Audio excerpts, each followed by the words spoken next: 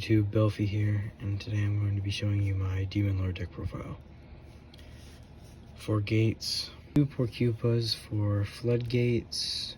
I really like this guy over anything else, plus there's not really anything else to use over Porcupa. Then we have 4 copies of Lucemon, only searcher other than Boogeyman, but this one can digivolve into Chaos Mode from the trash and remove stuff like Creepymon and Beelzemon from play to trigger their add effect for gate. 2 of the BT7 Lucemons. This is our main and our only Tamer Clearer, and also big Digimon Remover. Then I only have 2 of the EX6 Lucemon Chaos Modes. 1, you don't really need it, and 2, I only have 2, but there are definitely situations where it comes up where you do need 4 of them, but I don't find that to happen too often.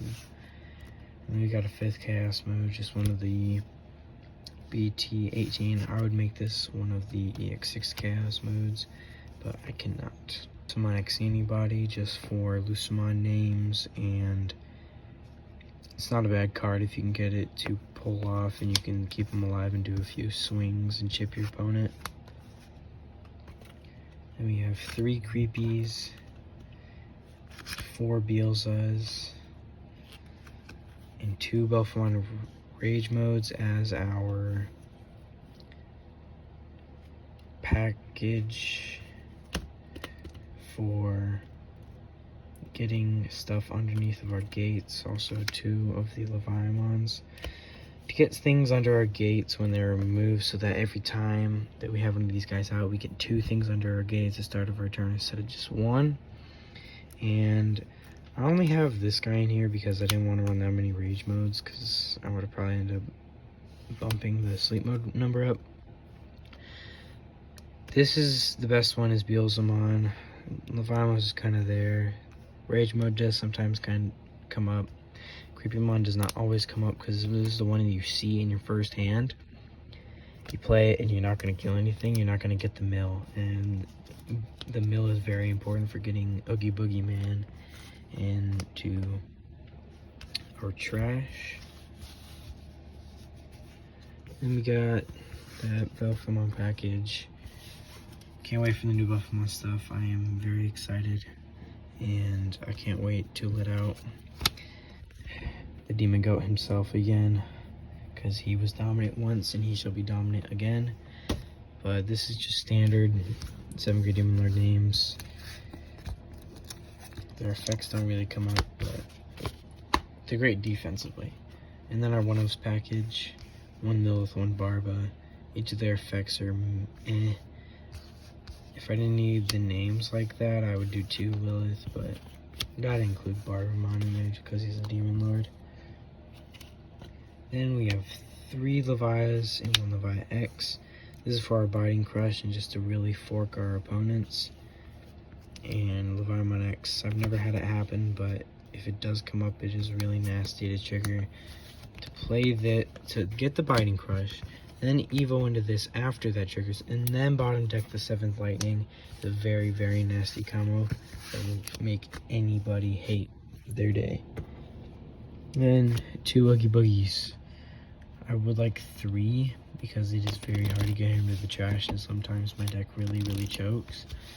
But if you shuffle your deck well enough, they should end up spreading out and not being right next to each other. So there's a chance you'll get it. As soon as you see this guy in your trash, you just gotta set up the guys that put 1 under when they die, and you'll be set to win. Tamers, we got 2 Emperors, 2 Shoto, 2 Kurata. If I add 2 more Emperors, I would probably do something like this, but I only have the 2. The Emperor is definitely the best. He keeps your hand healthy. This is another one for finding Oogie Boogie. And this is our defensive card and Memory Gainer. All pretty standard for a Demon Lord deck. I haven't seen anything else run. Options: 3 Biting, 4 Rise, 3 rivals, and 1 7th lightning. All these can really screw over our opponent. This helps us get names. This kills and kills some more. This kills and recovers. And this kills and then kills again, and then can continue to kill and kill.